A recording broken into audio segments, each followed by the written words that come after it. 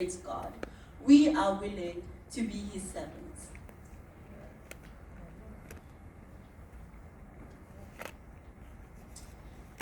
When he realized how low he had sunken into degradation, he remembered his loving home. He thought of his loving father. He resolved to go back to him. We must get to a point of realizing how wretched our lives are without God. Now we'll look at the older brother.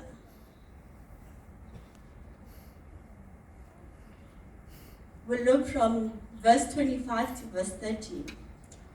Meanwhile, the older son was in the field when he came near the house, and he heard music and dancing.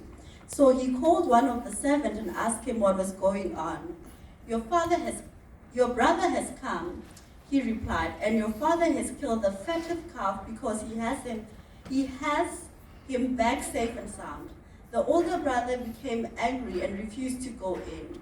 So his father went out and pleaded with him. But he answered his father, look, all these years I've been slaving for you and never disobeyed your orders. Yet you never gave me even a young goat so I could celebrate with my friends. But when this son of yours who has squandered your property with prostitute comes home, you kill the fatted calf for him. So the brother would not go because his younger brother was back home. He refused to go and celebrate with him. When the brother learned that his younger brother was back and that the father had called for a celebration, he became furious.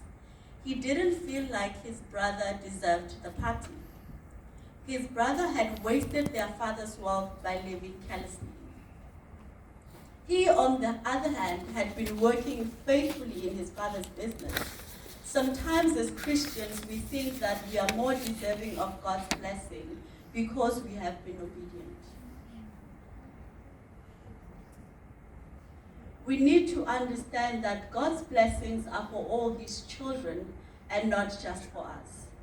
Our obedience should not be based on the hope of a reward, but we must obey because it is the right thing to do. We should leave all other issues in God's hands. We look at the father. Verse 20. So he got up and went to his father. But while he was still a long way off, his father saw him, and he was filled with compassion for him. He ran to his son, threw his arms around him, and kissed him. Verse 31 and 32. My son, the father said, you are always with me. Everything I have is yours. But we had to celebrate and be glad, because this brother of yours was dead and is alive again. He was lost and is found. The father had been waiting for his son. That is why he could see him from afar off. He didn't care how dirty he was or how smelly he was. He embraced his son with love. The father couldn't enjoy the festivities without the older son. He had to go and get him. He couldn't go in without him. Matthew 20, verse 1 to 16. I will read.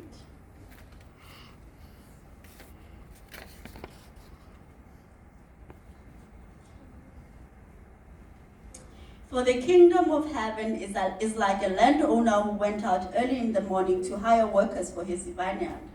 He agreed to pay them a denarius for the day and send them into his vineyard. About 9 in the morning, he went out and saw others standing in the marketplace doing nothing. He told them, you also go and work in my vineyard, and I will pay you whatever is right. So they went. He went out again about noon and about 3 in the afternoon and did the same thing. About 5 in the afternoon, he went out and found still others standing around. He asked them, why have you been standing here all day long doing nothing? Because no one has hired us, they answered. He said to them, you also go and work in my vineyard. When evening came, the owner of the vineyard said to his foreman, call the workers and pay them their wages, beginning with the last one hired and going on to the first. The workers who were hired about 5 in the afternoon came and each received a denarius. So when those came who were hired first, they expected to receive more. But each one of them also received a denarius. When they received it, they began to grumble against the landowner. These who were hired last worked only 1 hour. They said, "You have made them equal to us who have borne the burden of the work and the heat of the day." But he answered one of them, I am not being unfair to you, friend. Didn't you agree to work for a denarius? Take your pay and go. I want to give the one who was hired last the same as I gave you. Don't I have the right to do what I want with my own money? Or are you envious because I am generous? So the last will be the first, and the first will be the last.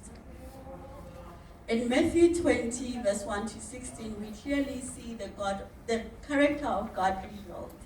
He blesses us not according to our efforts, but he blesses us according to his generosity. And in closing, I would like to share a testimony. In this story, we see that the older brother did not want to go in because he felt that his younger brother was unworthy of the party. And the father would not go in because he didn't want to celebrate without both his children.